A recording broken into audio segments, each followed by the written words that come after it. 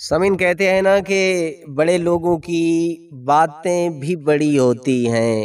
زندگی میں نہ وہ غلام بنتے ہیں، نہ ہی کسی کو غلام بننے دیتے ہیں، اور نہ ہی وہ غلاموں کی سرزمین پر دفن ہوتے ہیں۔ اس کی سب سے عمدہ مثال مولانا محمد علی جوہر کی ہے۔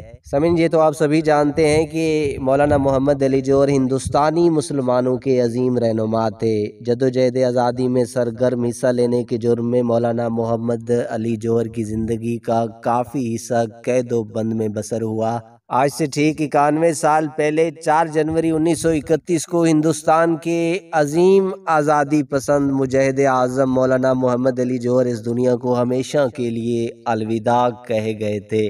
سمین مولانا محمد علی جوہر 1930 میں ہندوستان کی آزادی کے لیے بیماری کی حالت میں گول میز کانفرنس میں شرکت کے لیے لندن پہنچے۔ وہاں 19 نومبر 1930 کو ان کی تقریر ایک تاریخی تقریر تھی۔ آج جس مقصد کے لیے میں یہاں آیا ہوں وہ یہی ہے کہ میں اپنے ملک کو ایسی حالت میں واپس جاؤں کہ آزادی کا پروانہ میرے ہاتھ میں ہو۔ میں ایک غلام ملک کو واپس نہیں جاؤں گا، اور اپنے مرنے کے لیے بھی اس ملک کو ترجیح دوں گا جو آزاد ہو۔ اگر آپ مجھے ہندوستان کی آزادی نہیں دیں گے تو پھر آپ کو یہاں مجھے قبر کی جگہ دینی پڑے گی۔ اس وقت برٹش حکومت نے ہندوستان کو آزادی تو نہیں دی، لیکن مولانا محمد علی جوہر نے آزاد ملک میں اپنے لیے قبر کی جگہ ضرور لے لی۔ اس مجاہد اعظم نے اپنی آخری سانس لندن کے ہائیڈ پارک ہوٹل میں لی تھی، اور ان کی موت کی خبر نے پوری دنیا کو صدمے میں ڈال دیا تھا۔ ہندوستان میں جب یہ خبر پہنچی تو پورے ملک میں ہلچل مچ گئی تھی، اور مختلف مقامات پر تعزیتی جلسے ہوئے، ان کے کاموں کا تذکرہ کیا گیا، اور لوگوں کو ملک کی آزادی پر مر مٹنے کے لیے حوصلہ دیا گیا۔ ان جلسوں میں ہندو اور مسلمان دونوں ہی شریک ہوئے تھے۔ عیسائی دنیا پر بھی مولانا کی وفات کی خبر نے گہرا اثر ڈالا تھا۔ اخباروں نے لکھا، مولانا محمد علی جوہر ہندوستان میں مسلمانوں کے سب سے بڑے رہنما اور دنیا کے مسلم رہنماؤں میں ایک بلند رتبے کے مالک تھے۔ انہوں نے اسلام، ہندوستان اور پورے مشرق کی خدمت کے لیے اپنی زندگی وقف کر دی تھی۔ مولانا جوہر کی نماز جنازہ کا وقت 5 جنوری 1931 کو شام 6 بجے پیڈگٹن ٹول ہال میں طے کیا گیا۔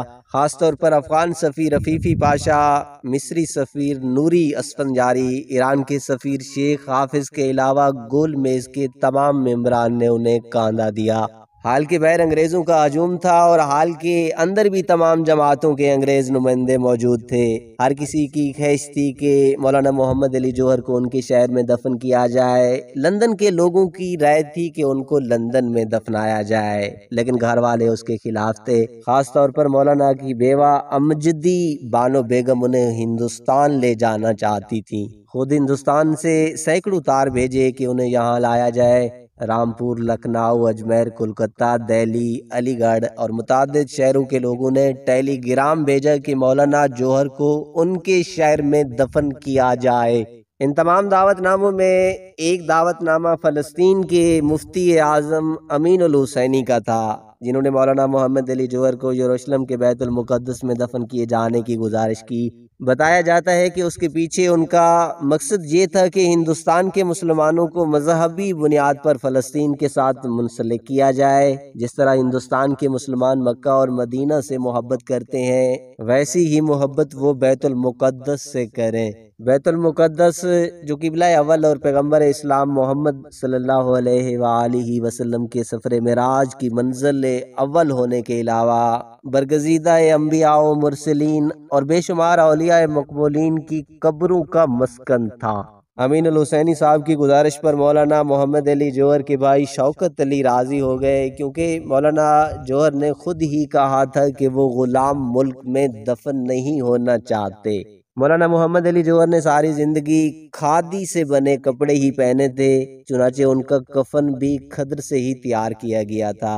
ان کی میت کو 5 دنوں تک لندن میں رکھا گیا، پھر سمندری جہاز کے ذریعے بیت المقدس روانہ کی گئی، اور 21 جنوری کو ان کی میت پورٹ سعید پہنچی، جہاں مصر کے شہزادے نے تابوت پر رکھنے کے لیے غلاف کعبہ کا ایک ٹکڑا پیش کیا۔ یہاں مسجد عباس میں نماز جنازہ پھر ادا کی گئی۔